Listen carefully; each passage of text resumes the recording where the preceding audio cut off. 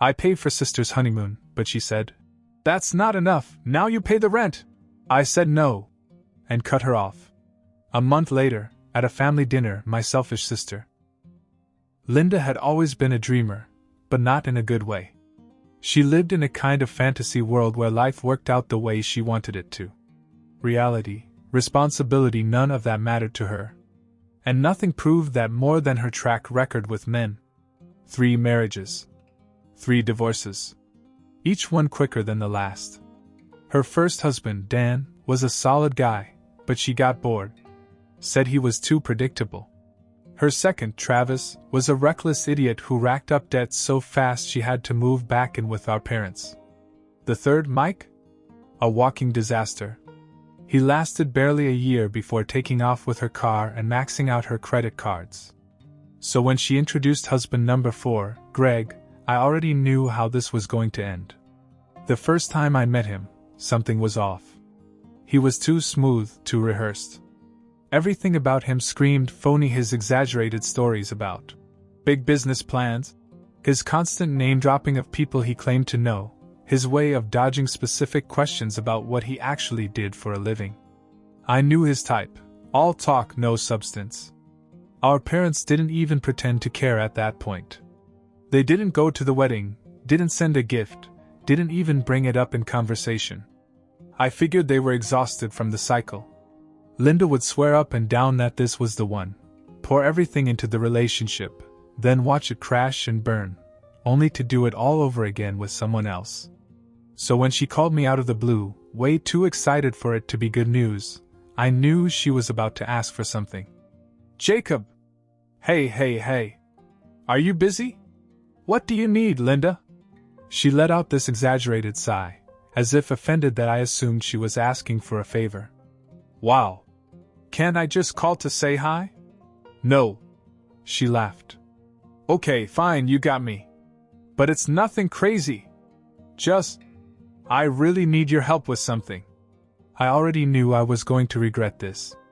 She launched into her latest fantasy. She and Greg were planning their dream honeymoon in Thailand. 2 weeks, beach resorts, once in a lifetime, kind of stuff. "And listen," she continued, "we almost have enough, but we're just a little short. So I was thinking, here it comes. Maybe you could help us out?" I sighed. "Linda, just $6,000. And it's not like it's a gift. I promise we'll pay it back next month. You know I always do." This was a lie and we both knew it. "You don't have $6,000, but you're going on a honeymoon?" She huffed, as if I was being unreasonable. "We got a great deal. And Greg and I both have plans to start making real money when we get back. We just don't want to miss this, you know?" I wasn't convinced. Our parents had long since stopped entertaining her financial disasters, and I was this close to doing the same. But she kept talking, laying it on thick. "Jacob, you're the only one I can count on. Mom and Dad don't take me seriously, but you do. You know that Greg is the best man I've ever had. This is forever. I swear to you. Forever. Sure. Just like the last 3. But against my better judgment, I said yes. I had a steady job, $6,000 wasn't going to ruin me, and honestly, I just wanted her to stop talking. I wired the money. She squealed like a kid on Christmas morning, going on about how I was the best brother ever, and how she would definitely pay me back in a month. I told her to enjoy the trip, but something in my gut told me I had just made a mistake. I had no idea how big of a mistake it was. A few weeks later, Linda and Greg came back from Thailand, all smiles and sunburns. I thought I'd stop by and see how their trip was going, mostly to remind her that the clock was ticking on the $6,000 she owed me. When I got there, Linda was sprawled out on the couch in sweatpants, scrolling through her phone like she had no worries. Greg was in the kitchen eating a bowl of cereal like it was the only food in the house. The whole place looked off. A mess. Not like 2 people who just got back from a luxury vacation. "Hey," I said, stepping inside. "So how was it?" Linda barely looked up. "Oh, it was good. Not crazy expensive, but good. I frowned. Not crazy expensive? She shrugged. Yeah, we didn't go crazy or anything. I don't know why, but that bothered me. Not because I wanted her to suffer, but because it was too casual. As if the money I gave her meant nothing. Well, I'm glad you had fun. So, about the money. And then it happened. Linda sat up, stretched, and said with a straight face, "Oh, yeah? About that, we need more." I actually laughed. I thought she was joking. Good one. But she wasn't laughing. "No, I'm serious. We need some help with the rent this month." I stared at her. "What?" She sighed, as if I was the unreasonable one. "Jacob, come on. We just got back and money is tight. You make good money. It's literally nothing for you to help us out." I couldn't believe what I was hearing. "Linda, you owe me $6,000. And now you're asking for more?" Greg, who had been silent until then, chimed in with his mouth still half full of cereal. "It's no big deal, man. Family helps family." I turned to him. "I don't even know what you do for a living." He waved that off. "Freelance stuff." "Freelance what?" "Stuff."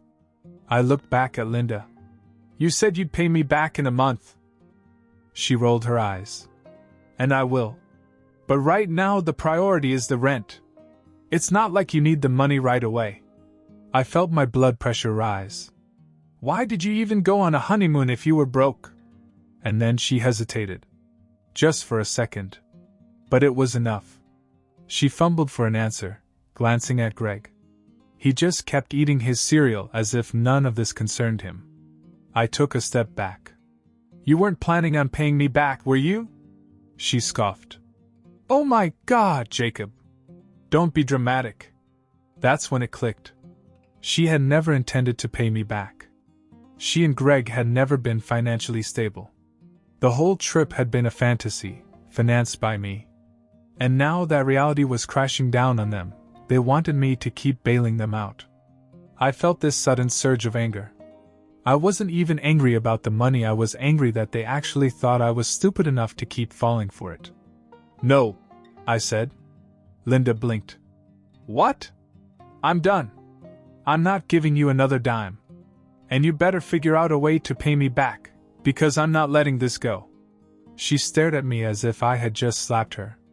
Then, just like that, the sweetness in her voice disappeared. "Oh, so this is who you are?" she snapped. "You think you're better than me just because you've been lucky in life?" "Lucky?" I repeated. "I worked my ass off, Dash." "No, you just got everything handed to you. You don't know how hard it is for people like me and Greg, Dash." I let out a sharp laugh. "People like you and Greg? You mean people who refuse to get jobs?"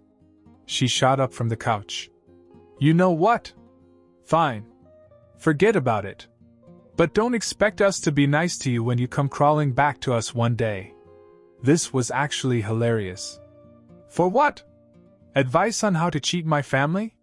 She grabbed a pillow and threw it at me. "Get out." I didn't need to be told twice. As I walked to my car, my phone started buzzing. "Linda." I ignored it. Then Greg's number popped up. Ignored. Over the next few days, the messages kept coming. Guilt trips, insults, even veiled threats. I didn't respond. Then, 2 weeks later, our parents invited us all over for dinner. They said they had news. I almost said no, but curiosity got the better of me. Besides, I wanted to see if Linda would actually show up after our falling out. Little did I know that I was walking into a disaster. I hadn't spoken to Linda since our fight. I ignored every call, every text, and honestly, it felt good. For once, I wasn't letting her guilt me into cleaning up her mess. So when our parents invited us all over for dinner, I hesitated. But then I thought, maybe they really do have important news. Maybe someone was sick, or maybe they were finally retiring and selling the house. Whatever it was, I thought I should be there. I arrived a little early, hoping to get a chance to talk to Mom and Dad before Linda arrived. I wanted to know if they'd heard anything from her, if she'd even acknowledged that she owed me $6,000. But as soon as I walked in, I knew something was wrong. Mom was in the kitchen setting the table, and Dad was sitting at the dining room table rubbing his temples like he already had a headache. Before I could ask what was wrong, the front door swung open. Linda walked in like she owned the place. Greg huddled behind her. And then, before anyone could even say hello, she was gone. "You know what?" she snapped, throwing her purse on the table. "I'm sick of this family treating us like garbage." I barely had time to process what was happening before she turned directly to me. "And you're the worst of all. You're selfish. You let your own sister struggle, while you sit on your stupid pile of money. You act like you're better than us, but you know what? You're not. You're just a greedy little dash." I held up a hand. "Whoa. What is this?" Mom looked completely stunned. "Linda, what's going on?" Greg finally spoke up, his voice far too casual for what was happening. "It's pretty simple. Jacob owes us money." I almost choked.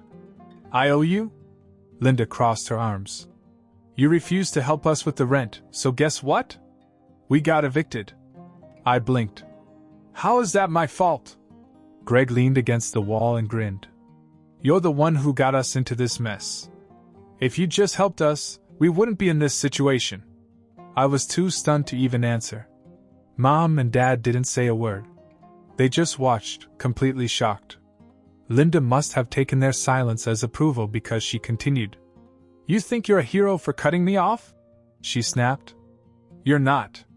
You're cruel. And you know what? We're done pretending to pay you back. We're not giving you the $6,000. And there's nothing you can do about it." Dad finally stood up. "Linda, sit down." She ignored him. "You think I care? You think I'm scared? You think you're going to take us to court over this? We don't have money. We don't have jobs. What are you going to do, huh?" Then she turned to our parents. "And you're no better. You've never supported me, and now when I really need help, you just sit there and do nothing." Mom spoke carefully. "Linda, you are not a victim here." Linda scoffed. "Of course you would say that." Dad had had enough. "You know what? Get out." Linda's face fell. "What?" Greg straightened. "Excuse me? You heard me," Dad said. "Both of you. Get out of my house." Linda's eyes shot around as if she couldn't believe what was happening. "You're kicking me out? Me? Your own daughter?" Dad didn't even hesitate. "You just admitted to stealing from your own brother. You come into our house and yell at us like we owe you. On top of that, you married a man who refuses to work and thinks it's your family's job to support you. I'm done. We're done." Greg scoffed. "You can't just dash." Dad took a step forward. "Try me." For a second, I actually thought Greg was going to fight him. He puffed out his chest, squared his shoulders. But then, just as quickly, he deflated. Linda, realizing she had just burned her last bridge, did what she always did. She went for the drama. She gasped, covering her mouth as if she were going to cry. "Oh my God! I see what's happening. You never loved me. You never cared. You throw me out like I'm nothing." Dad didn't say a word. He just pointed to the door. And then Linda did something completely out of character. She picked up a wine glass from the table and threw it at the wall. It shattered into 100 little pieces. Mom actually jumped. That was it. That was the last straw. Dad didn't yell. He didn't lose his temper. He just turned to me and said, "Call the police." Linda froze. Greg's whole tough guy act was gone. "Wait. Hold on." Dad crossed his arms. "You want to act like lunatics? You want to destroy my home? Fine. But I won't stand for it." Linda held up her hands. Okay. We'll leave. No need for cops." Greg grabbed her arm and began to pull her toward the door. And just like that, they were gone. For a long time, neither of us said anything. We just stood there, staring at the broken glass on the floor. Finally, Mom sighed. "Well, I guess that's it." Dad nodded. I'm done trying to fix it. I exhaled and ran a hand through my hair. Me too. But deep down I knew this wasn't the end. Linda wasn't the type to let things go. And I was right. Because 2 weeks later, she was back in my life begging me for help. 2 weeks went by and I didn't hear a word from Linda. Not that I was complaining. After the dinner disaster, I figured she and Greg had either found another sucker to suck off or were couch surfing their way through life. Either way, I was done. Then, out of nowhere, she called. I stared down at my phone. I hadn't blocked her mostly because I wanted to see how long it would take her to come crawling back. Curiosity got the better of me. I answered. The first thing I heard was sobs. Not the dramatic, fake tears she used when she wanted something. This was different. Jacob, she gasped. Please. I need you. I almost hung up right then and there. But something about the way she said it raw, desperate made me pause. I sighed. What now? She took a shaky breath. Greg's gone. I sat up. What do you mean, gone? He left me. She let out a choked sob. As soon as he found out I actually had to pay you back, he ran. Took what little money we had left and cut me off from everything. I wasn't shocked. I had seen this coming. But still, to hear it out loud, damn. Linda had officially hit rock bottom. She sniffled. I have nothing, Jacob. No apartment. No money. No one. I remained silent. Then she dropped the real bombshell. I'm pregnant. My stomach churned. What? I just found out. I'm pregnant, and Greg knows, and he left me anyway. I was speechless. Linda? A mother? I didn't even know how to process this. She broke down again. I swear I've changed. I know I messed up. I know I've been selfish, but please. Just help me one last time. I have nowhere else to go. My mind was racing. Part of me wanted to say no to let her figure it out on her own. She had burned every bridge, manipulated everyone who cared about her, and now she wanted another favor? But then I thought of the baby. An innocent child trapped in this mess before she was even born. I sighed. Where are you? She gave me an address. A cheap motel on the bad side of town. 20 minutes later, I pulled into the parking lot. She was sitting on the curb, looking more defeated than I had ever seen her. No makeup. Hair a mess. Dark circles under her eyes. I rolled down the window. Get in. She climbed into the passenger seat, her arms wrapped around herself like she wanted to disappear. I looked at her. So what's the plan? She shook her head. I don't know. I gripped the wheel. Are you sure you're pregnant? She nodded. Took 3 tests. All positive. I sighed. Have you told Mom and Dad? She hesitated. No. They won't believe me. Not after everything. She wasn't wrong. I exhaled slowly. Linda, I'll help you this time. But not with money. I'll help you figure something out, but I'm not your bank anymore. She wiped her nose. That's all I want. Just someone to believe me. For the first time in years, I caught a glimpse of the little sister I used to know. And for the first time in years, I actually felt sorry for her. But deep inside I had a sinking feeling. This wasn't over. Not even close. I drove Linda back to my place, mostly because I didn't trust her to be alone in that rundown motel. She looked wrecked, more exhausted than I'd ever seen her. She barely spoke the whole drive. Just stared out the window like she was watching her life burn down in real time. When we got inside, she sat on the couch, knees pulled to her chest. So, I said, crossing my arms. You need a plan. She nodded weakly. Yeah. I sighed. First, you need to see a doctor.